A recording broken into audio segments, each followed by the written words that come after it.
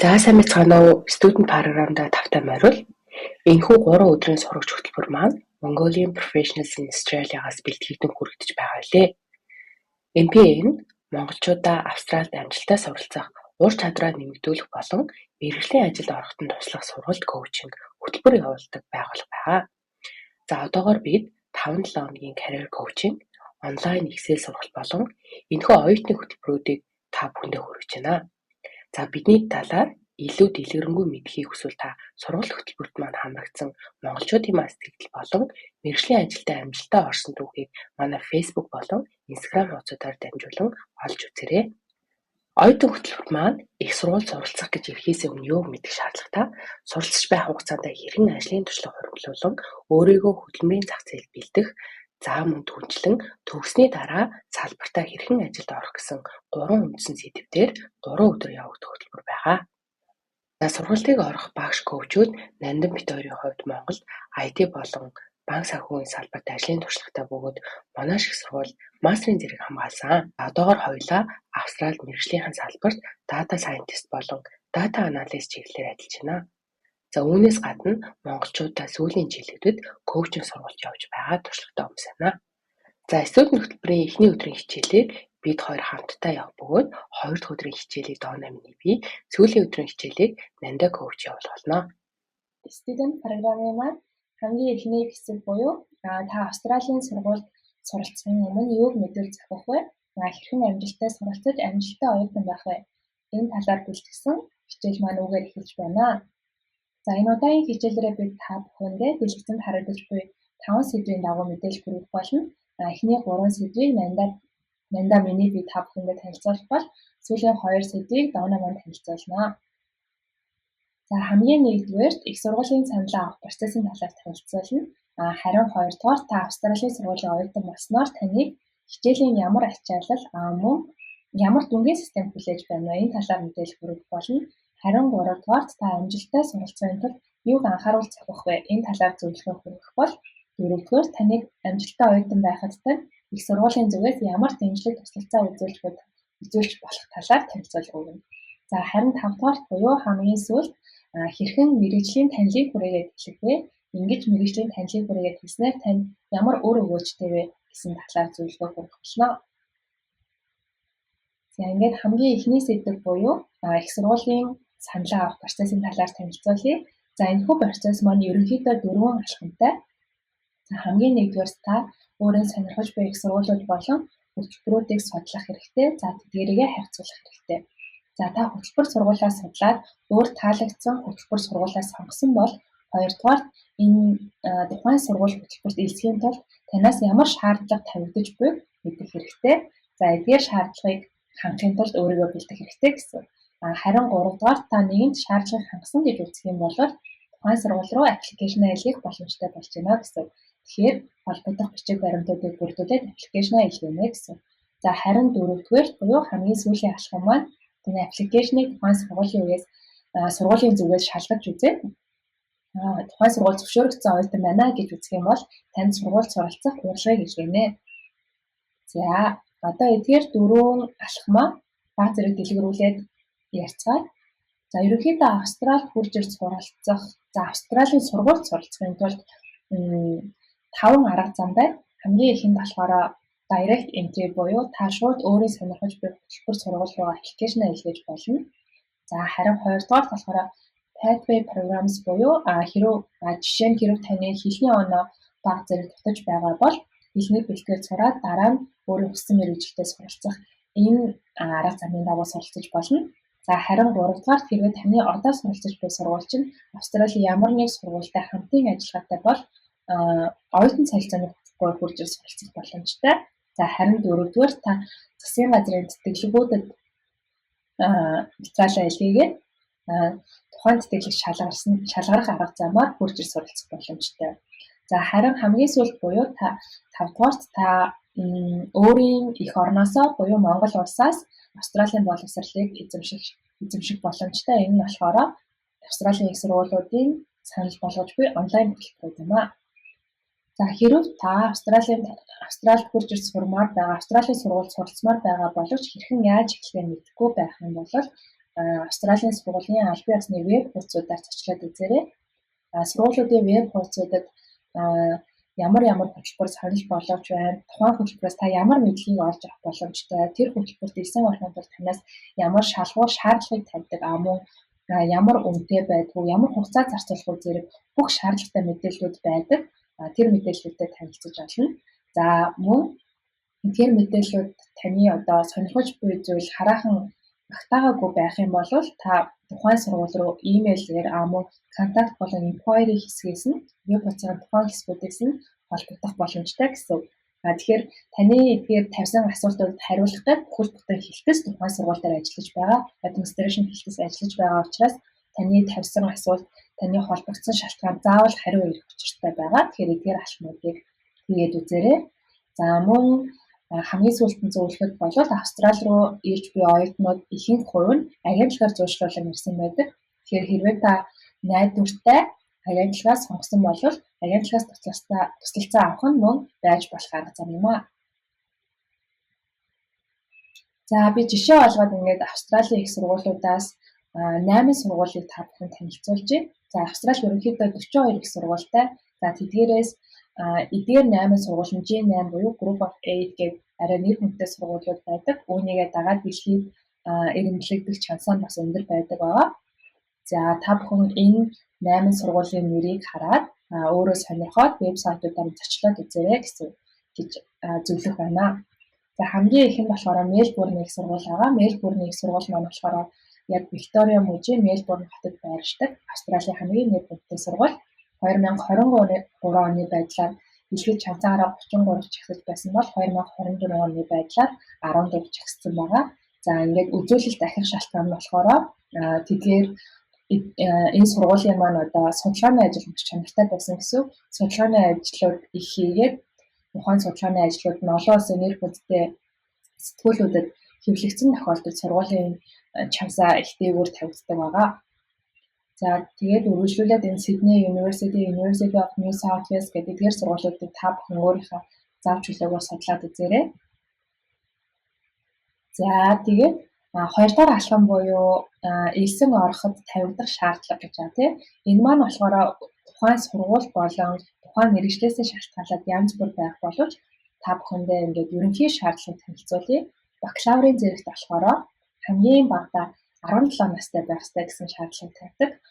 Мөн та Австралийн 12 жилийн боловсралтай тэнцэх хэмжээний боловсралыг эзэмшсэн түүнийгээ батлах бичиг баримттай байх хэрэгтэй. За 3 дугаар болохоор таны суралцж байх хугацааны дүнтэй 6-аас 65%-тай байх хэрэгтэй. За тэгээд дараагийн шаардлага маань болохоор англи хэлний шаардлага байгаа. Англи хэлний шаардлага маань болохоор IELTS-ийн 6.5, PTE-ийн 58, TOEFL-ийн 79 оноо гэсэн шаардлага ерөнхийдөө дунджаар тавигддаг. Гэхдээ та анагаахын чиглэл юм уу хуулийн чиглэл зэрэг хэлний мэдлэг их шаардах салбар сонгох юм бол хэлний шалгуур үзүүлэлт өндөрсөд явна гэсэн үг. За тэгээд мөн ACT-ийн 1220 оноо гэсэн шаардлага тавьсан байна. За харин магистрийн зэрэгт бол та Австралийн бакалаврын зэрэгтэй тэнцвүүц хэмжээний бакалаврын түвшний боловсролыг эзэмшсэн байх хэрэгтэй, мөн түүнийгээ батлах бичиг баримттай байх хэрэгтэй. За тэгээд зарим сургуулиуд 2 жилийн ажлын туршлага шаарддаг. Зарим тохиолдолд 2 жилийн ажлын туршлагатай тэнцвүүц хэмжээний зүйлсийг шаардах зэрэг янз бүр байдаг. Энэ маань болохоор сургуулиасаа хамаараа зарим нь шаардсан, зарим нь шаардахгүй байдаг. За мөн 100-аас 65% дундаж үнэтэй байх хэрэгтэй. За тэгээд хэлний онооны маань шаардлага мөн тухайн мэргэжил тухайн сургуулиасаа хамаараа тавигдан. За хамгийн багадаа бол IELTS-ийн 6.5, PTE-ийн 58, TOEFL-ийн 79 оноо гэсэн шалгуур тавигдах нэ. За хэлний онооныхоо шаардлага болон бусад шаардлагуудыг хангасан тохиолдолд та аппликейшнээ submit хийх хэрэгтэй боллоо гэсэн. За аппликейшнээ submit хийхэд бол форм дээр нарийн мэдээллүүдийг танаас асуудаг. Жишээ олгоод би зарим мэдээллүүдийг слайдн дээр харуулсан байна. За та өөрийнхөө сургуулийн вебсайт, өөрийнхөө сонгосон сургуулийн вебсайтаар зочлоод өөрийнхөө сонгосон мэргэжлийнхаа дагуу ороод үзэх юм бол Австралийн сургууль болгон мэргэжил болгон course кодтай байдаг. Тэгэхээр тухайн course code буюу энэ дээр C6004 гэж байна шүү дээ. Энэ course code-а мэдчих хэрэгтэй. За мөн ямар course-ийнхоо нэртэй ямар мэргэжлэр одоо Master of Data Science гэж байна шүү дээ. Энэ мэргэжлийнхаа нэрийг мэдэх хэрэгтэй. За тэгээ хичээл маань хизээнээс эхлэх хэрэгтэй. Зэрэг ийм дэтэл мэдээллүүдийг танаас асуудаг учраас энэ мэдээллүүдээ нарийн сайн мэдчих хэрэгтэй гэсэн. За тэгээд application fee ойролцоогоор $100-ыг төлдөг. За тэгээд энэ application process маань 6-аас 12 сарын хугацааг авдаг учраас та хугацаагаа сайн төлөвлөөрэй гэж зөвлөе.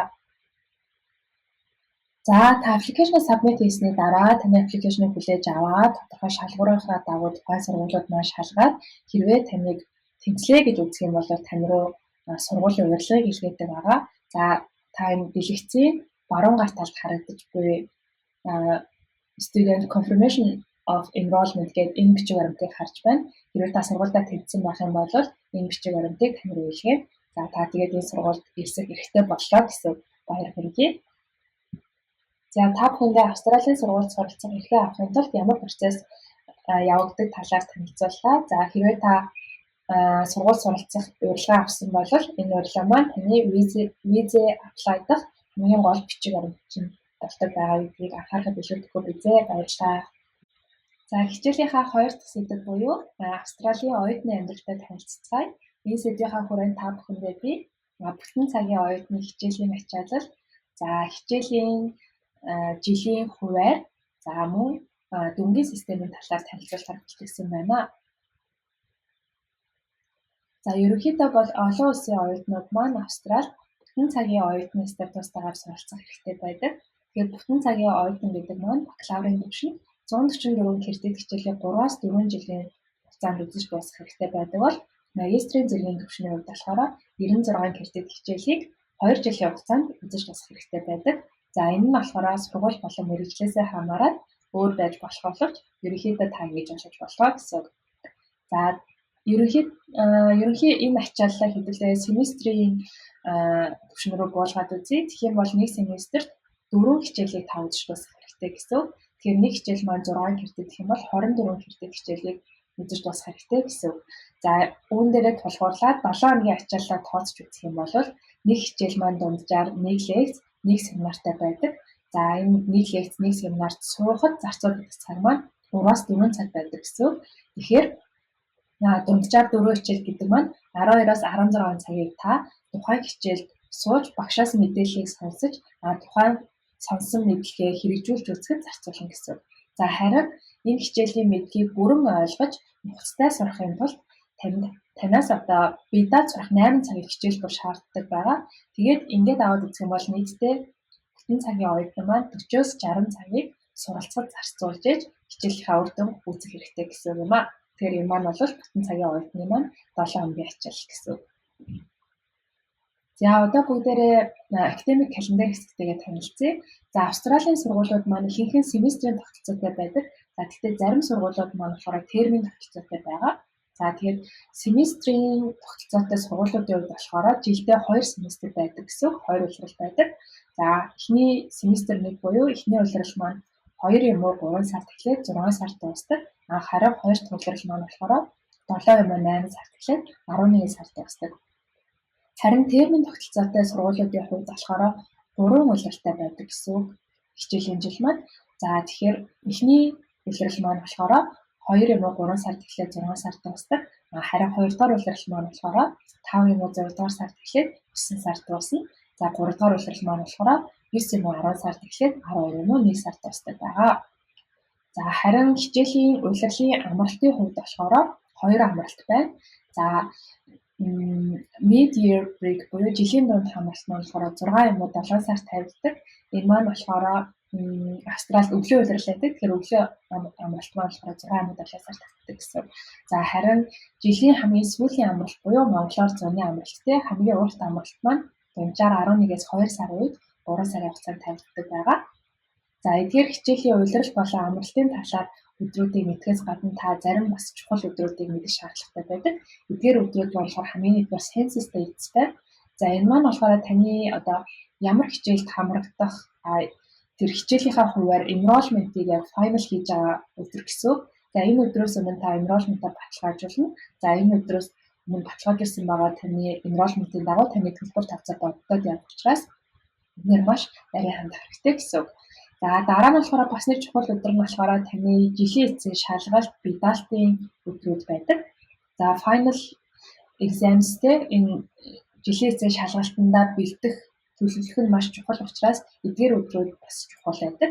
За мөн таны шалгалтаа өгсөний дараа шалгалтын дүн маань хизээ одоо final болгож гарах бай тэ дүнгээ хизээ релиз хийх вэ? Энэ хугацаа маань бас яг тавигдсан байдаг. Тэгэхээр бүх энэ өдрүүд маань ил тодорхой байдаг учраас та энэ өдрүүд дээр тулгуурлаад юмаа төлөвлөнө гэсэн. За тэгээд шалгалтаа өгөөд явж явах хугацаанд дараагийнхаа удирдлагын хичээлийг сонгох сонголтоо их хэрэг гардаг. Тэр маань болохоор систем access dates гэж байгаа. Та систем руу ороод үзэх хичээлүүдээ сонгоод хуваараа зохиох өдрүүд байгаа. За тэгээд энэ өдрүүдийнхаа хүрээнд та хичээл сонголтоо хийх хэрэгтэй гэсэн. Тэгэхгүй бол хичээл сонголтоо хийж амжихгүй хандах хэрэгтэй байгаа гэсэн. За тэгээд мөн зарим одоо holidays гэсэн маань болохоор зарим бүх нийтийн амралтын өдрүүд байгаа. За Австралийн хувьд бол Christmas-аар их амарна. За тэгээд Easter holiday гэдэг улаан өндгийн баяраар амарна. За тэгээд Anzac Day гэдэг үндэсний тийм баярын өдрүүд байгаа. Эдгээр өдрүүдэд мөн бүх нийтээр амардаг байгаа. Энэ өдрүүд маань жил болгоны заримдаа өөр байдаг учраас жил болгоны academic календар тусгагдсан байдаг гэсэн үг. За одоо хэдүүлээ дүнгийн систем дээр танилццгаая.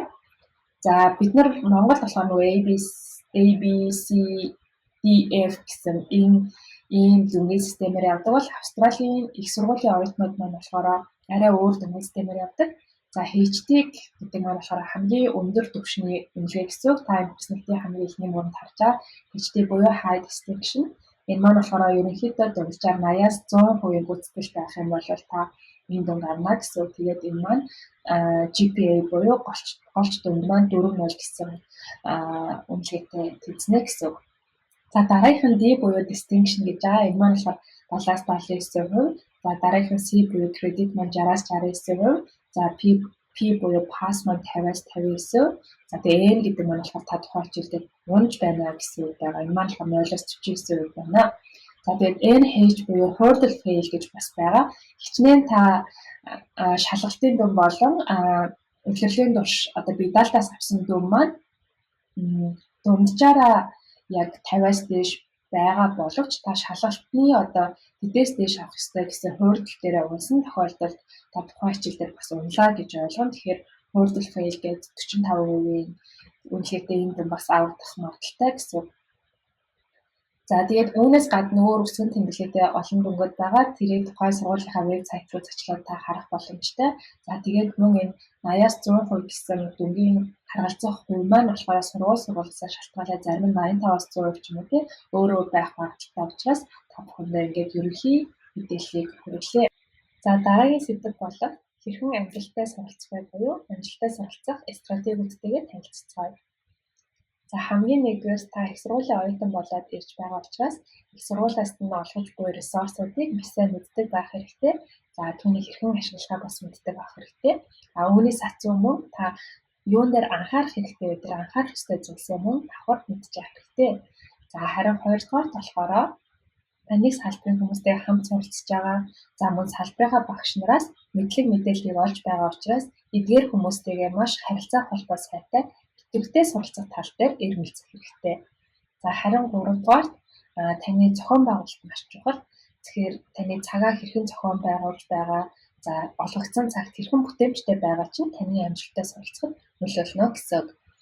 За харин дөрөвдүгээр болохоор стресс менежмент буюу жоохон ачаалттай үед ч юм уу стресс санаа гондоо үед хэрхэн та тэр саад бэрхшээлийг даван туурж байна. За урт хугацаанд амжилттай байхын тулд юун дээр анхаарах ёстой вэ тий? Эдгээр зүйлс нь бас чухал юм аа.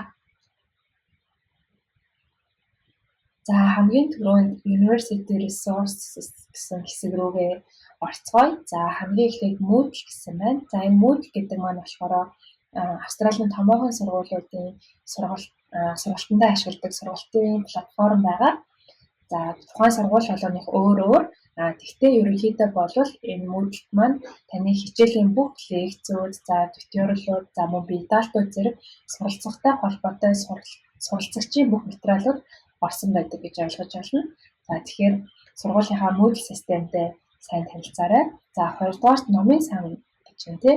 За энэ номын сан гэдэг маань биет барилга, танхим тий. Тийм номын сангаас гадна номын сангийг бас ярьж байгаа гэсэн. Та тэгэхээр оюутныхаа имэйл хаягаар маш үнцэн бүхий судалгааны ажлууд, номнууд руу хандах бүрэн хэрэгтэй болно гэсэн. Энэ бол маш том боломж. За түүнээс гадна бит номын сангийн суралцаад хамгийн таатай тохиолсон танхимуудад хичээлээ хийгээд сурах боломжтой. Энэ бол бас маш гоё орчин гэсэн үг. За гуравдугаарт болохоор workshops гэж байна. За их сургууль суралцж байгаа хугацаанд бол янз бүрийн урт богино хэмжээний за энэ курс нь буюу өөрөө очиод оролцох, за эсвэл онлайн хэлбэрээр явагдах, за эсвэл зүгээр бичлэгийг байршуулсан ч юм уу тийм workshop-ууд маш их байдаг. Эдгээр нь болохоор таны заавал суралцтаа мэдж явах ёстой зүйлсээс эхлүүлээд хэлний мэдлэг олгох, за сонирхлын хүрээнд тавигдах ч юм уу, эсвэл бүр шинэ боломжуудын нэг ч юм уу янз бүрийн чиглэлийн workshop-ууд байдаг. Тэгэхээр эдгээр бүтээгтээ оролцсноор та өөрийнхөө мэдлэг мэдээллийг нэмэгдүүлэхээс гадна танилын хүрээгээ тэлнэ гэсэн үг. За дөрөвдүгээр болохоор энэ анхааруул зохих зүйл орж ирж байна. За бие-даалтыг ойлгох гэж юм тий. За бие-даалтаа ойлгоно гэдэг маань маш чухал. За бие-даалтаа ойлгоно гэдэг маань болохоор та бие-даалтаа ямар төвшөнд хийх юм бол ямар дүн авах вэ гэдгийг тодорхой мэдж байна гэсэн. Тэгэхээр үүн дээр marketing rubrics гэж орж ирдэг. Энэ маань болохоор бие-даалтаа хамт ингээд та бүхэнд өгнө гэсэн. Тэгэхээр та таны бие-даалтаа ямар төвшөнд хийж түүн дээр тулгуурлаад ямар дүн тавих вэ? Айл шаардлагуудыг та агсан бол ямар дүн авах вэ гэдэг бүгд тодорхой өгсөн байдаг. Тэгэхээр та marketing rubric-ийг маш сайн ойлгоод бие-даалтаа маш сайн ойлгоод суралцах нь маш чухал байдаг. За үүний дараа academic integrity гэдэг бас нэг анхаарах ёстой зүйл байна. За их сургуулийн зүгээс оюуны хулгай, за эсвэл бие биенээсээ хуулах гэдэг эрсдлүүдээс хамгаалан энэ Turnitin гэдэг систем дээр шалгадаг байгаа таны хийсэн бие-даалтыг. За тэгэхээр хийсэн бие-даалтаа систем руу апплод хийх юм бол бусад одоо танаас өмнө сурч ирсэн оюутнуудын ч юм уу эсвэл одоо тантай хамт суралцж байгаа оюутнуудын хийсэн бие-даалтуудтай ингээд харьцуулт хийн. За харьцуулт хийгээд хэдэн хувийн одоо ижил төсөөтэй байдал юм бэ? Түүнийг нь гаргаад ирдэг байгаа. Тэгэхээр ямар хөө хэмжээнд байвал зөвшөөрөх вэ гэсэн критериа шаардлага байдаг. Тэрнийхээ дагуу ингээд бие-даалтаа хийх ёстой гэсэн. За түүний дараа citation-ы талаар ярьсан байна. За citation гэдэг маань болохоор бид бүхэн ингээд бие-даалтаа хийхдээ бусдын хийсэн судалгааны ажлыг уншина. За тэгээ бусдын хийсэн судалгааны ажлаас иш татна. За тэгж иш татахдаа тухайн бүтээлийг хийсэн хүмүүсийн нэрийг заавал дурдсан байх ёстой гэсэн. Тэгж татж байгаа их сурвалжаа заавал дурдсан байх ёстой гэсэн үг тийм. За энэ маань бол маш чухал байдаг. Энэ бас нэг анхааруул зохих зүйл гэсэн. За тэгээд эдгээр зүйлүүд маань болохоор таны одоо их сургуулийн бүх ресурс дотор байгаа энэ талаар суралцах ёстой мэдээлэл одоо нарын авлага бүх зүйлс нь их сургуулийн чинь сайтн дээр байршиж идэг учраас эдгээр зүйлийг олж аваад мэдэх хэрэгтэй. Энэ маань таны одоо амжилттай суралцах суурь болно гэсэн.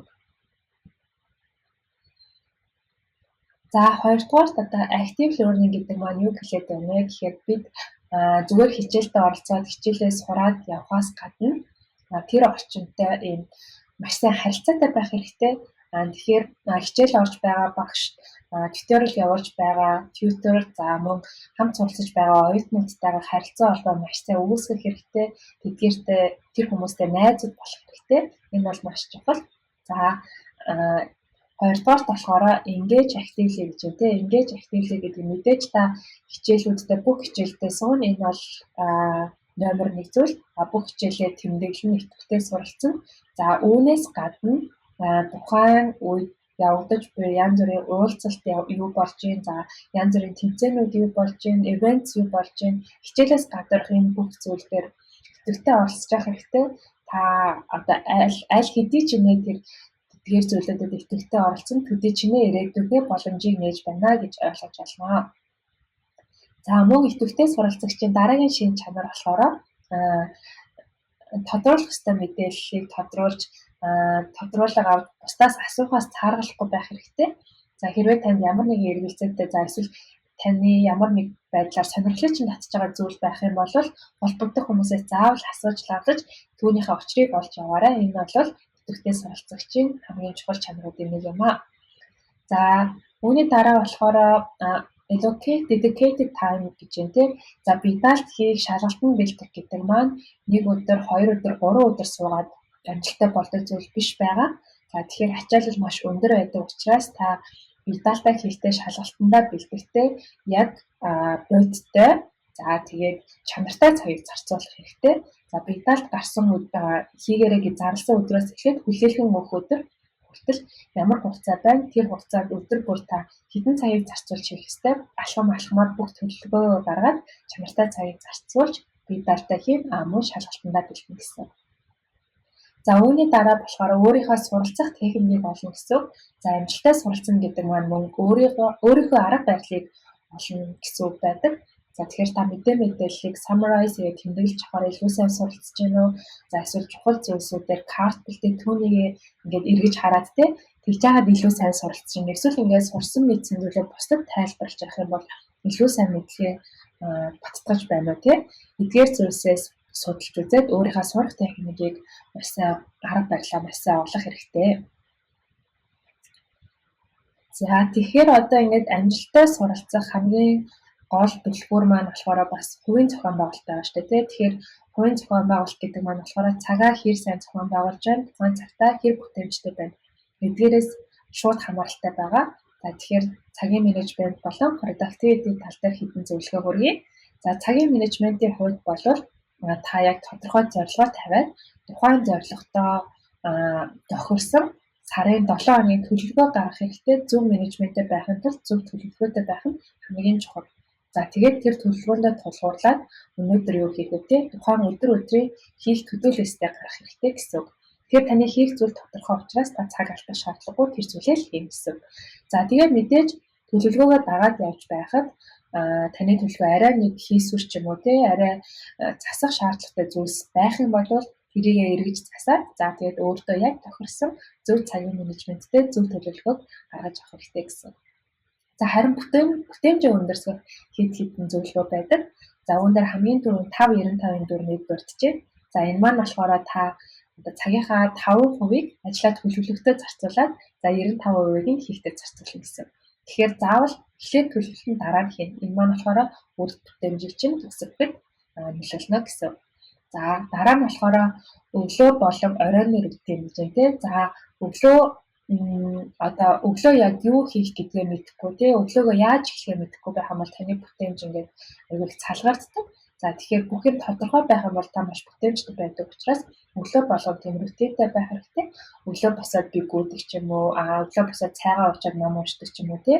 Ямар нэг тийм рутин маань тодорхой байх юм бол таны өдрийг аюул гоё эрч хүчтэй тодорхой эхлүүлнэ гэсэн. За түүний дараа болохоор хамгийн чухал ажлаа хамгийн түрүүнд хийгээрэй. Энэ болохоор бас бүтээмжээ нэмэгдүүлэх аргуудын нэг байдаг.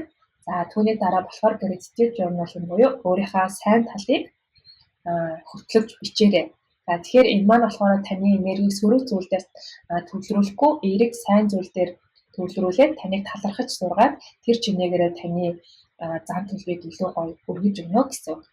За үүний дараа болохоор take time and take free time гэж байна. За тэгэхээр одоо сүүлийн үед болохоор бид нэр технологиос хэтэрхий хараад болоод за тэгээд санамсаргүй байдлаар ч юм уу тийм сошиал ухах зэрэгээр цагийг үр бүтээмжгүй өнгөрөөх зүйл байдаг. Тийм болохоор за яг ингээд компьютертэй харилцах, утастай харилцах тодорхой цагаа тодорхойлоод за мөн тэр утас компьютер янз бүрийн технологиос хол байх байсан нэг тодорхой цагтай байх юм бол энэ маань таны бүтээмжийг өндөрсгөхөд бас чухал нөлөөтэй. За цагийн менежмент болон бүтээмж өндөртэй байхтай уялдуулаад та бүхэнтэйгээ олон хүний түгээмэл ашигладаг 3 аргыг хуваалцахыг хүслээ. Нэгдүгээрт нь болохоор time audit буюу цагаандаа хяналттай байх арга байна. За хоёрдугаарт нь болохоор Eisenhower matrix буюу ажлаа чухлын зэрэгээр нь ангилан ялгах арга байна. За гуравдугаарт нь болохоор Pomodoro method буюу таныг төвлөрөн ажиллахад туслах арга байна. За time audit буюу цагаа хянана гэдэг маань та өдрийн цагаа хэрхэн ямар зүйл хийхэд зарцуулж байна вэ? Үүнийгээ тэмдэглээд хөтлөөд явна гэсэн. За энэ хөтлөлтөө 3-аас 7 хоног хийгээд та эргээд өөрийгөө ямар цагт юу хийж байна гэдгээ харах боломжтой гэсэн. Тэгэхээр өдрийн аль хэсэгт илүү идэвхтэй байна. За өдрийн аль хэсэгт арай үр бүтээмж муутай байна. За эсвэл цагаа үр ашигтай зүйл зарцуулаад байна уу, үр ашиггүй зүйл зарцуулаад байна уу? Үүн дээрээ та дүн шинжилгээ хийгээд дараагийн төлөвлөлтөө гаргах хэрэгтэй гэсэн үг. За жишээ нь энэ дэлгэцийн баруун нарт талд байгаа бүснэгтийг харцгаад за энэ жишээн дээр болохоор өглөө 5-аас 6 цагийн үед бид нэр өглөө босоод за шүвшүрт ороод за кофегоо уугаад төлөвлөгөөгөө ингээд хардгаа гэж юм тий. За иймэрхүү жишээний ажлуудыг хийж явах үедээ өглөөний энэ хугацаанд би маш тийм эрч хүчтэй мэдрэмжээр авдаг гэж юм. За энэ мэтгэр та өөр тохирсон загварын дагуу цагаар хянаад үзээрэй. За дараагийн арга болохоор Eisenhower matrix буюу ажлаа чухлын зэрэгээр нь эренлэх арга гэж байна. За мөн дэлгэцийн баруун талд байгаа бүснэгтийг харах юм бол маш тодорхой байна. За important and urgent гэдэг хамгийн эхний нүд нь болохоор хэрвээ таны ажил чухал мөн яаралтай хийх шаардлагатай бол энэ ажлыг та яг одоо хийх юм. За харин дараагийн нүд нь болохоор чухал хэрнээ тийм ч яаралтай биш гэдэг тийм ажил байх юм бол та энэ ажлыг хэзээ хийх вэ? Төлөвлөгөөндөө тусах юм байна. За харин дараагийн мөрөнд буюу чухал биш хэрнээ яаралтай ажил байх юм бол та энэ ажлыг гүйцэтгэхийн тулд бусдаас тусламж хүсэж энэ ажлаа хэн нэгэн рүү шилжүүлж болох юм. За харин чухал биш мөн яаралтай биш ийм амьдралд багтж байгаа ажлуудыг та заавал хийх гэсэн хэрэггүй ажлын жагсаалтаасаа хасч болох нэ. За 3 дугаар арга нь болохоор Pomodoro method гэж байна. Энэ маань болохоор 25 минут ажиллаад 5 минут завсрал гэсэн арга байгаа. Тэгэхээр 25 минут та яг төвлөрч ажиллаад 5 минут амраад энэ интервалаа 4 дахиж давтаад урт амралт авах гэсэн үг. За энэ арга маань таныг төвлөрөл сайтай ажиллахад туслах арга байгаа. За нэг анхаарах ёстой зүйл нь гэх юм бол 5 минутынхаа завсарлага үеэр утсан оролдох ч юм уу, телевиз үзэх ч юм уу, тэр зүйлийг хийж болохгүй гэсэн үг. За дараагийн слайд маань болохоор төлөвлөгч загварууд руу шилжсэн байна. За тэгэхээр өмнө дурдсанчлан та үр бүтээмжтэй цагийн менежмент сайтай байхын тулд заавал төлөвлөгөө гаргах ёстой, сайн төлөвлөх хэрэгтэй гэсэн.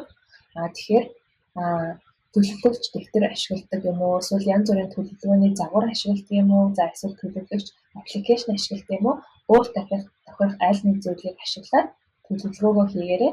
За сарын төлөвлөгөө, 7 хоногийн төлөвлөгөө, өдрийн төлөвлөгөө гэх мэт бүх зүйлээ төлөвлөж болох нэ. За төлөвлөлтөөс гадна та өөртөө одоо зуршил бий болгоё гэж бодох юм бол habit tracker гэдэг техникийг ашиглаж болно. За өөртөө зуршил болгох зүйлээ зорилго тавиад тэр зуршлаа өдөр болгон хийж юм уу түүнийгээ тэмдэглээд явна гэсэн. За дараа нь өмнө дурдсанчлан gratitude journal юм уу талархлын тэмдэглэл хийх темплейт байна. За түүний дараа бас оны ихэнд бид голчлон гаргадаг vision board буюу яг мөрөөдлийн сандар те өөрийн хийхийг зорьсон ирээдүйд хийгэж хүссэн зүйлүүдээ тэмдэглэсэн юм самбар хийж болж байна. За эдгээр зүйл нь маш энгийн юм шиг хэрнээ таны амьдралд аюул том өөрчлөлтийг авчрах, таны амьдралыг маш үр бүтээмжтэй болгоход тусалдаг гайхамшигтай аргууд байгаа. Та бүхэн тушаад үзээрэй. За дараагийн сэдэв болох стресс менежментийн талаар хэдүүлээ ярилццгаая. За стресс менежмент гэдэг маань болохоор ерөнхийдөө амжилттай оюутан, амжилттай суралцагч байхын тулд та өөрийнхөө тэр хэцүү үеийг бас эвтэйхэн хөнгөн давах хэрэгтэй байдаг. За тэгэхээр урт хугацаатай амжилттай байхын тулд стрессийнхаа төвшинг хэвээ байлгахын тулд юун дээр анхаарах хэрэгтэй вэ гэхээр маш сайн хангалттай унтчих хэрэгтэй. За тэгээд шин тэжээл сайтай хоолнос хэрэглэж явах хэрэгтэй. За хэрвээ шаардлагатай гэж үзэх юм бол D-витамин ч юм уу, төмөр ч юм уу тийм шаардлагатай минералуудыг бас хэрэглэж явах хэрэгтэй. За түүний дараа physical exercise гэж юм тийм стрессийг хамгийн сайн бууруулдаг зүйл бол хөлсөө гаргах. Тэгэхээр дасгал сургалт мөрсөн хийж явах хэрэгтэй. За тэгээд peace of mind гэдэг сэтгэл санаагаа тогтун тайван байлгах хэрэгтэй. Сэтгэл санаагаа тогтун байлгахын тулд амьсгалын техник ашиглаж болж байна. За эсвэл бясалгал хийж болж байна. Өөртөө хүссэн аргаа сонгоод сэтгэл зүйдээ бас анхаарах чухал байдаг. За түүнээс гадна social support буюу гэр бүл найз нөхдөдөө ярилцах тэр хүмүүстэйгээ цагийг өнгөрөөх нь таны бас стрессийн түвшинд хэвийн байдалд байлгахад тустай. За түүний дараа student support team гэж байгаа. За үүнд бол мэргэжлийн сэтгэл зүйчид мөн дэмжлэг туслалцаа үзүүлж байдаг. Тэр тусмаа гэрээсээ хол сурч байгаа олон улсын оюутнуудад бол маш хэрэгтэй тийм нарийн мэргэжлийн зөвлөгөөнүүдийг өгдөг байгаа. Ийшээ хандаж болох нь байна. За үүний дараа болохоор positive self talk гэж өөрийнхөө сайн зүйлээр төвлөрч өөртөө урам зориг өгч өөртөө ярилцаж байх нь бас чухал. За түүний дараа nature буюу байгальд байх нь бас стрессийн түвшинд бууруулдаг байна. За энд мөн танд хэрэгцээтэй аппликейшнуудыг бас оруулсан байгаа. За Smile Mind буюу таны сэтгэл зүйн эрүүл мэндийг чинь туслах аппликейшн байна. За Nike Training буюу та physical exercise дээр ямар нэгэн дасгал дагаад хийж болох ийм аппликейшн байна. За хамгийн сүүлд нь Meetup буюу таны social support-ыг дэмжих бусадтай холбогдоход туслах аппликейшн байна.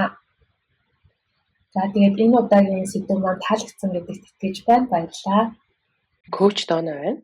Оюутан хөтөлбөрийн маань эхний өдрийн сургалт буюу Австрал суралцахаараа ирэхээсээ өмнө юуг мэдэх шаардлагатай вэ сэдвүүд хөтөлбөр маань үргэлжилж байна. Коуч Дона миний хувьд Австралийн Monash их сургуульд мастрын зэрэг хамгаалсан бөгөөд одоогоор мэргэжлэр 3 дахь жилдээ буюу консалтын зөвлөх үйлчлэгээ үзүүлдэг фирмд ахлах дата аналистээр ажилладаг байна. За үүнийхээ хажуугаар Mongolian Professionals in Australia хэмээх community-гоор дамжуулаад оюутнууд бол мэргэжилтнүүдтэй Австралид байхдаа хэрхэн амжилттай суралцах, за цаашлаад мэргэжлэрээ сургуулаа төгсөөд хэрхэн мэргэжлийн салбарт ажилд орох вэ гэдэг дээр career coaching болон бусад сургалтуудыг ордог байгаа. За Access University Support Service гэж байна. Энэ болохоор сургуулиас оюутан танд амжилттай суралцахад чинь зориулж ямар үйлчлэгээ хөтөлбөрүүлтэйг одоо нэмэлтээр явуулдаг вэ гэдэгт мэдээлэл өгч байна. За харамсалтай нь маш олон оюутнууд эдгээр үйлчлэгээ сургалтыг авч үзлэхээр бүр зарим нь байдаг эсгийн ч мэдэхгүйгээр сургуулаа төгссөн байдаг. Гэхдээ энд сургалтын төлбөртэй нь сонгосон хичээлийн чинь төлбөр багтахаас гадна маш олон төрлийн сургуулийн дэмжлэг төлбөрүүдийн төлбөр багтсан байдаг. Учир нь за сургууль зураа төгснө гэдэг чинь зөвхөн одоо сайн дүнтэй төгсгөөсөө гадна маш олон төрлийн soft skill ур чадруудыг эзэмссэн байхыг шаарддаг. За тэгсэн бийж сургуулаа төгсөөд сурсан зүйлээ амьдрал дээр хэрэгжүүлж өөрөө өгөөжийг нь одоо хүртэх боломжтой байдаг байна. За мэдээж туслах эдгээр үйлчлэгээ сургалт хөтөлбөрүүд маань сургуулиас шалтгаалаад өөрөөр байдаг ч гэсэндээ ерөнхий ангиллал хөтөлбөрүүд нь дараах байдалтай байдаг. За хамгийн ихэнд study support буюу за эдгээр нь таныг одоо суралцах ур чадрыг чинь дэмжих хөтөлбөрүүд. За жишээлбэл academic success support гэж байна тийм үү. За энэ болохоор жишээлбэл суралцах ур чадвар, academic бичгийн ур чадвар, бидалтын шалгуур үзүүлэлтүүдийг ойлгох гэх зэрэг тусгаалсан сэдвүүдээр явагддаг одоо workshop гэдэг. За эдгээр workshop-д мэдээж тогтмол өдөр тогтмол цагуудад явж байгаа бөгөөд та сургуулийн вебсайтад ороод өөрийнхөө боломжит цагаараа бүртгүүлэх боломжтой байна. Эсвэл one to one буюу ганцаарчлсан уулзалт уулзалтаар дамжуулан одоо аль төрлийн одоо академик ур чадвараа нэмэгдүүлэхэд нь тусламж хэрэгтэй байгаа вэ гэдэг дээр бас зөвлөгөө авах боломжтой байна. За хоёр дахь нь course advice гэж байна. За энэ нь болохоор хичээл сонголтод чинь зөвлөгөө өгөх, амжилттай төлөвлөхөд чинь туслах үйлчлэг юм. За мэдээж бакалавр болон мастрын зэрэг хамгаалж байхдаа семестр болгондоо маш одоо төлөвлөгөөтэй хичээлүүдийг зөв сонгох нь чухал. За яагаад гэхээр зарим хичээлүүд зарим семестрт байдаггүй. Зарим хичээлүүд болохоор бүртгэлээ төрүүлж авдаг байгаа. Жишээлбэл дадлагын ажлууд одоо ухаалгаар одоо төлөвлөгөөтэй үүсгэх шаардлагатай. Яагаад гэхээр дадлагын ажлууд маань болохоор хийхдээ маш их өрсөлдөөнтэй байдаг. За өрсөлдөөнтэй байхаас гадна аппликейшн процесс нь эхлээд саруудад одоо дуусч идэг юм интервалтай байдаг учраас за аль сард дадлага хийх ёстой. За тэр дадлаганд орохын тулд хизээнээс эхэлж одоо өөрийгөө бэлдэх шаардлагатай гэдгийг мэдэх. За хэрвээ та мэргэжлээ солих эсвэл аль нэг салбарт нарийн мэргэжлийг хүсч ивэл анхнаасаа маш сайн ярилцаж хэвдээтэй зөв тооцоол төлөвлөх нь чухал. За энэ course advice гэдэг нь зөвхөн танд зориулсан ганцаарчлсан одоо уулзалтаар явагддаг бөгөөд жишээлбэл диплом бичих, хичээл судлах, дадлага ажил хийх зэрэг олон зүйлүүдийг одоо хилэлцэж эцсийн одоо шийдвэр гаргах боломжтой байдаг. За дараагийнх нь tutoring. Мэдээж тусламж авах шаардлагатай хичээл дээрээ tutor олгоход нь сургууль чинь одоо тусгаалan вебсайт одоо нээсэн байдаг. За тухайн вебсайтаар дамжуулаад урд нь тус хичээлийг судалсан ахлах ангийн оюутангаас давтлах хичээл авах боломжтой байдаг. За дараагийнх нь болохоор study programs гэж байна тийм. За study programs нь болохоор peer assessed study sessions, mindfulness, stress management гэдэг маш олон өөр төрлийн гэхдээ таныг одоо мэдээд амжилттай суралцах чинь зориулсан дэмжих одоо хөтөлбөрүүд авах. За хамгийн ихнийх нь буюу peer assessed study Session гэдэг нь болохоор нэгдүгээр одоо курс оюутнуудад зориулсан юм хөтөлбөр байдаг байгаа. За хэрвээ та нэгдүгээр курсын оюутнууд эхний семестртээ жишээлбэл одоо кампустай хэрхэн яаж дасан зохицохын, ямар одоо кулгөвд орохын, яаж амжилттай сурахын гэдгийг эрхлэлтүүдээс зөвлөгөө авахаас гадна мэдээж яг адилхан тантай сурж байгаа оюутнуудаас бас мэдээлэл авах маш үнэтэй зөвлөгөө байдаг. За энэ сешнгүүд болохоор дээд курсын оюутангаас дэмжлэг авч тогтсон цаг хичээлээ цуг хийх одоо тийм сешнгүүд тоолж болдог байгаа. За тэгээд цаашлаад мэдээж mindfulness, бясалгал, амьсгалын дасгал, за тэгээд стресс менежмент буюу хугацаанд л мэдээж олон зүйлийг зэрэг хийж идэг учраас стресс өртөх нь тодорхой асуудал байдаг бөгөөд харин яаж үүнтэй зөв зохицох үүнийг одоо хэрхэн даван туулах вэ гэдэг одоо тэр стратеги арга замуудаа эдгээр одоо workshop хичээлүүдэд дамжуулан авах боломжтой байдаг байна. За дараагийн сургуулийн туслах хөтөлбөрт менторинг програм орж байна. За менторинг гэдэг нь арай илүү туршлагатай хэн нэг нь нөгөөдөө мэдсэн сурсан туршлага мэдлэгээсээ хуваалцах харилцаа хэлж байгаа. Тийм үү? За тэгвэл ерөнхийдөө сургуулийн хүрээнд дараах хоёр төрөл байна. За эхнийх нь peer mentor буюу тантай адилхан оюутан гэхдээ арай туршлагатай буюу дээд эсвэл төгсөх курсын оюутгаа одоо менторийн харилцаа холбоо үүсгэж болно. За дараагийнх нь alumni буюу танаа сургууль эсвэл бүр таны мэргэжлэр төгссөн оюутантай 3-4 сарын хугацаанд харилцаа тогтоож тогтмол уулзалт хийж туршлага судлах боломжтой байдаг. За хэрвээ та сонирхож байвал сургуулийнхын вебсайтад очилж бүртгэлийн хугацааг тэмдэглэж авахаа мартахгүй. Мэдээж ментор болох хүнээ ямар хүн байгаасаа гэж хүсэж байгаагаа өөрөө одоо тухайн програм бүртгүүлэхдээ өргөдөл дээр маш сайн гаргаж тодорхойлж өгөх боломжтой байдаг. За жишээлбэл хэрвээ та peer mentor руу явж байгаа бол яг аль мэргэжлэр сурж байгаа хэдгээр курсын оюутантай тийм ментор менти болохыг хүсэж байгаа. Хэрвээ та alumni mentor шивд орох гэж байгаа бол ямар мэргэжлэр сурсан бөгөөд хамгийн гол нь сургуулаа төгсөөд аль мэргэжлэр ажиллаж байгаа мэргэжилтэнтэй менторын харилцаа үүсгэх хүсэж байна гэдгээ өөрийнхөө бүрэлдэхүүнээр гаргаж өгдөг байна. За энэ бол маш одоо хэрэгтэй хөтөлбөр. Яагаад гэхээр peer mentor-с бол мэдээж амжилттай суралцахыг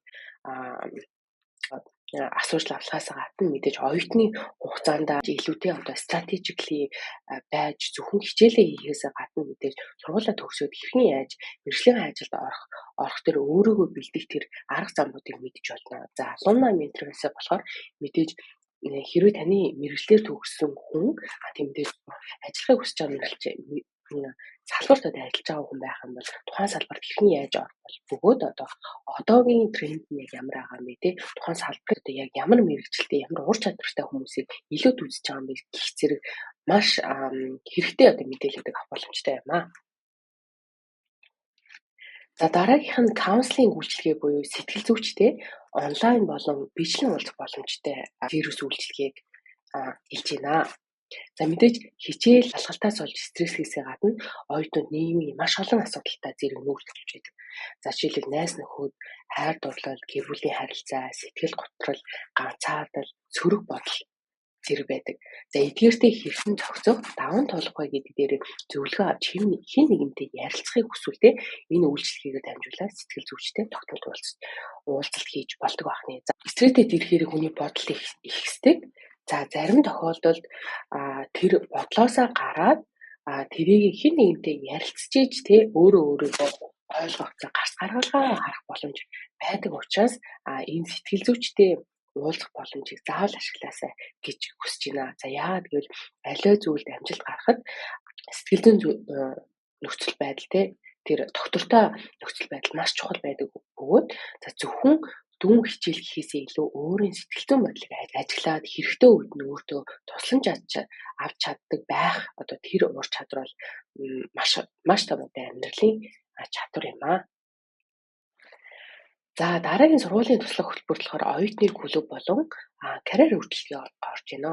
За Clubs and Societies. За Clubs and Society-гаар дамжуулаад оюутнуудад зориулсан маш олон одоо ивент хөтөлбөрүүд явагдаж идэг. За юуны төрөйн хичнээн завгүй байсан ч гэсэн кампус дээр очиод тухайн ивентүүдэд одоо бичлэн оролцоорой тэгэж одоо оюутан үеийнхэн дурсамжийг бүтээгэр гэж хэлмээр байна. За мөн эдгээр ивентүүдэд оролцсноор эмэстэй болох за эсвэл одоо ижил сонирхолтой хүмүүстэй танилцах маш сайхан боломж байдаг. За ивэнтүүд бол мэдээж урлаг, эрүүл мэндийн спорт гэдэг бүх төрлийн ивэнтүүд хичээлийн жилүүдэд одоо кампус дээр зохион байгуулагддаг. Сургууль дээр их сургууль дээр ямар оюутны клуб холбоонууд байдаг болон тэдгээрийн үйл ажиллагаа одоо ивэнтүүдийн ямар төлөвлөгөө байдаг юм бэ гэдгийг таньж мэдхээсээ гадна тухайн клубт сайн дурын ажил хийж байгаа гишүүдтэй тэр оюутнуудтай шууд уулзаж тэдэнтэй хэрхэн нэгдэж болох талаар одоо асуух бас сайхан боломж юм аа. За тэгээ оюутны клубуд маань ч гэсэндээ мэдээ сонирхолоос хамаарат маш олон төрөл байдаг.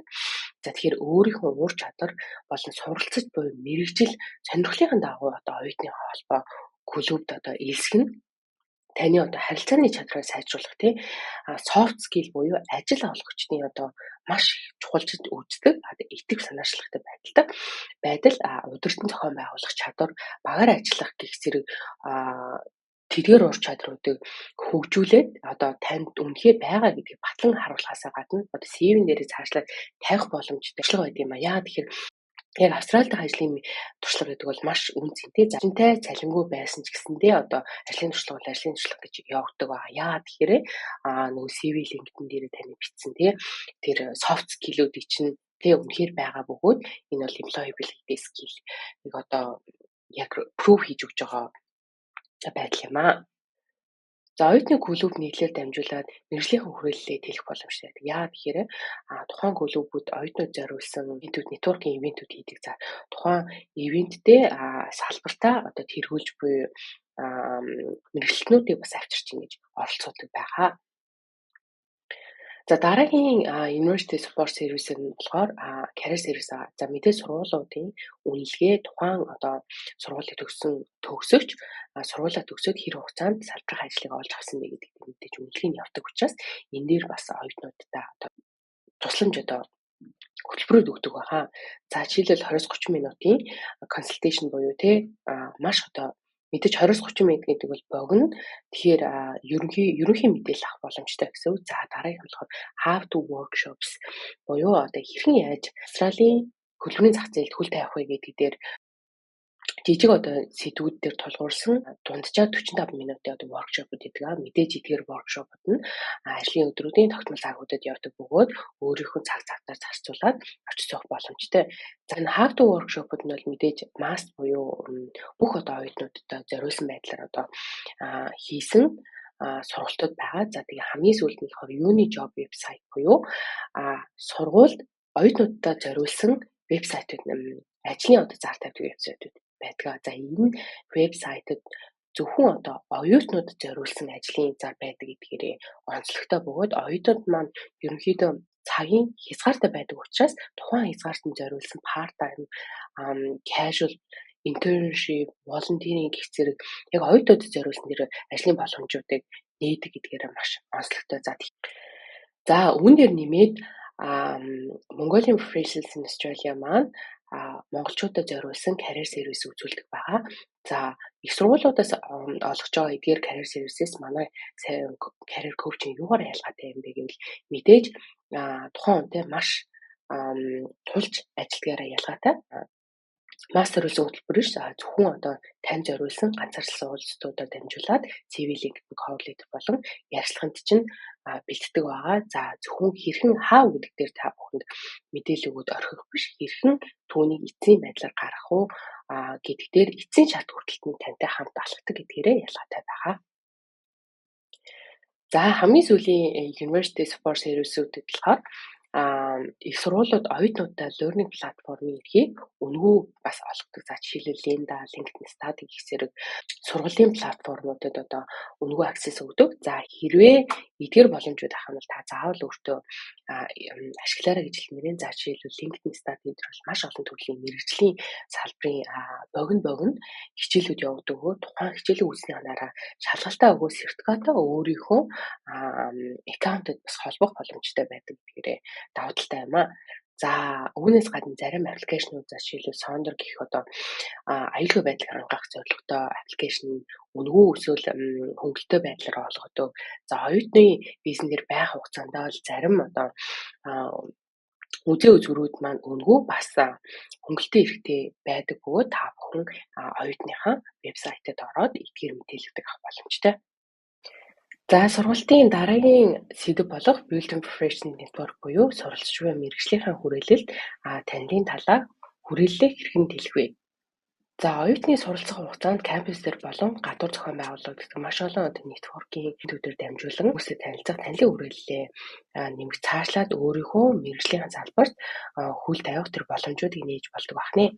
За хүрээлэл тэлэх нь маш чухал байдаг. Яагаад гэвэл Австрал шинээр нэгдэж буй ажлын байруудын дунджаар 70% нь дандаа одоо реферал буюу таньдаг хүмүүсээрээ дамжуулан ажлын байрууд одоо хүний олсон байдаг. За тэгэхээр та хэнийг таних уу?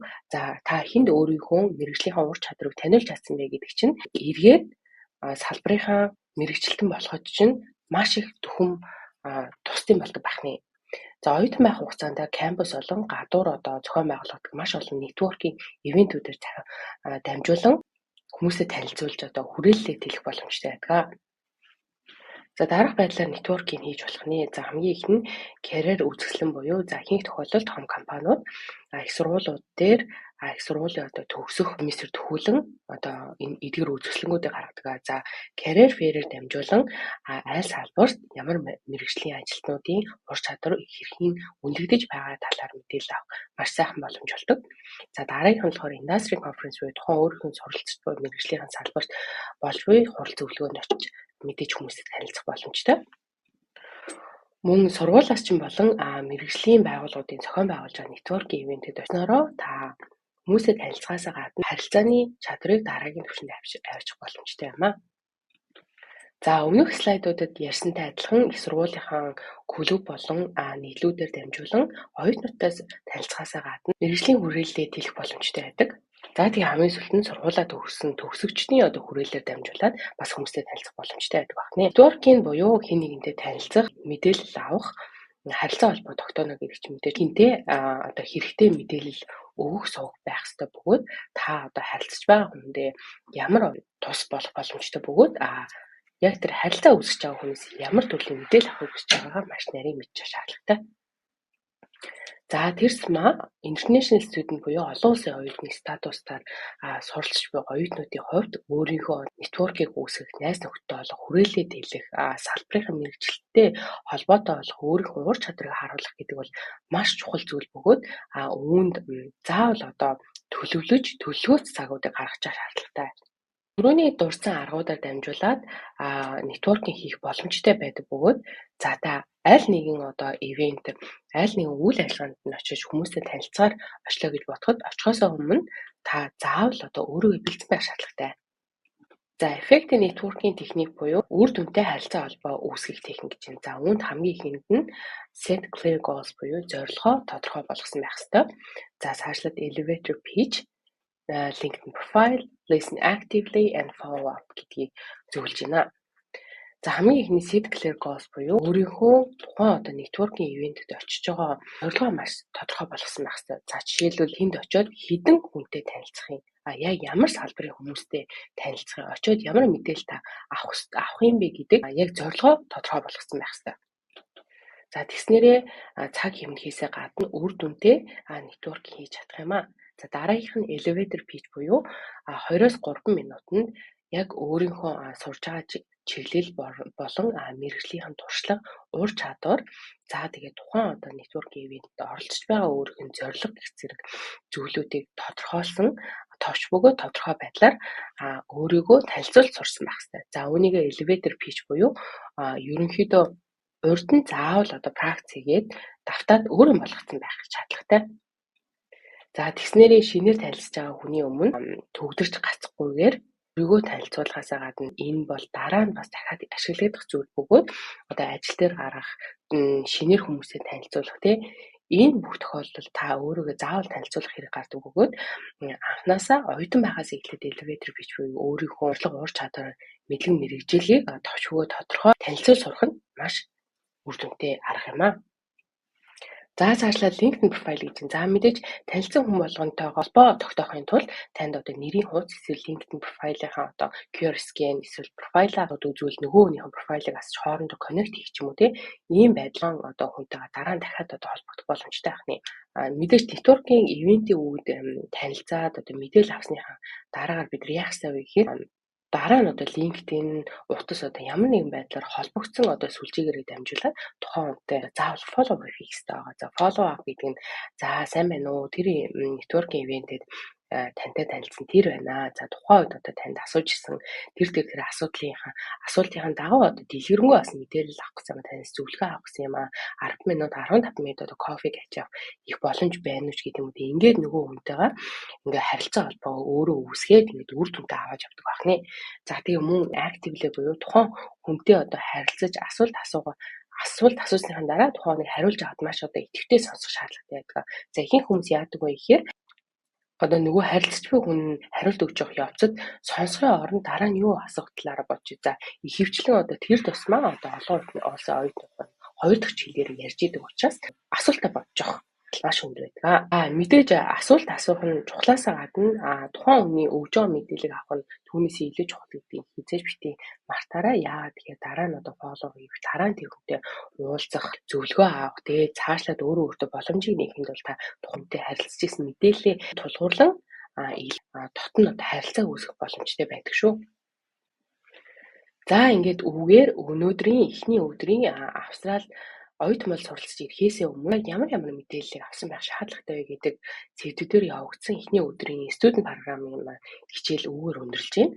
Хичээлийн төгсгөл та бүхэнд 2 дахь өдөр болон 3 дахь өдрийн хичээлийн ерөнхий одоо агуулгыг бас сануулъя гэж бодлоо. За 2 дахь өдрийн буюу Finding Opportunities While Study буюу оюутан байх хугацаанд яаж өөртөө боломжийг нээх талаар мэдээлэх гэж байна. Understanding Visa Regulation буюу өөрийнхөө визний нөхцөл байдал одоо шалгуур үзүүл ямар одоо мэдээлэлүүдийг мэдчих шаардлагатай. За цаашлаад өөртөө оюутан байх үедээ ажлын боломж болцоонуудыг хэрхэн яаж олох юм.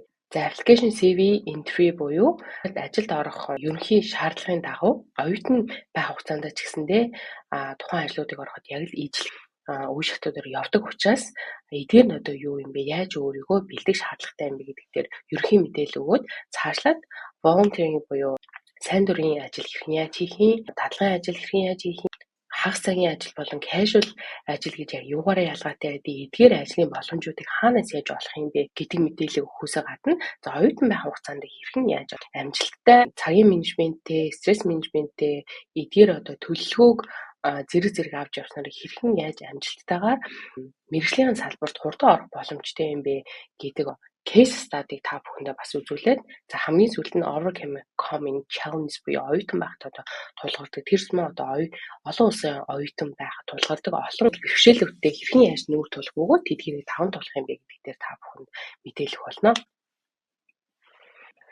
За 3 дахь өдрийнхөө хөтөлбөрийн талаарх мэдээллийг та бүхэнд хүргэж байна. За 3 дахь өдөр бол сургуулаа төгссөний дараа та бүхэн яах ёстой юм бэ? Хэрхэн яаж боломжийг өөртөө нээх юм бэ? Буюу цаашлаад Австралийн хөдөлмөрийн зах зээлд хэрхэн хурдан өөрийн байр суурийг олох юм бэ гэдэг дээр мэдээлэл өгч байна. За application процесс, CV, cover letter, LinkedIn interview гэж ерөнхийдөө ажилд ороход зориулсан процесс мэдээллүүдийг өгөх гэж байна. За CV маань ерөнхийдөө яг ямар темплейтийн дагуу байх ёстой, ямар шалгуур үзүүлэлтүүд тавигдсан. За cover letter-ыг яаж бичдэг, тэгээ LinkedIn профайлыг яаж өөрийн талд ашигтайгаар ашиглах боломжтой, өөрийгөө яаж илүүгээр хуурч чадрыг хайлайт хийх боломжтой гэдэг дээр зөвлөгөө өгөө. За хамгийн сүүлд нь одоо интервью буюу ярилцлага гэдэг маань HR-ийн зүгээс ямар шаардлага тавьж яаж одоо ямар онооны системээр явт юм гэдэг дээр та бүхэн коучинг өгч одоо 3 дахь өдрийнхөө сургалтыг хийхээр одоо бэлдсэн байна.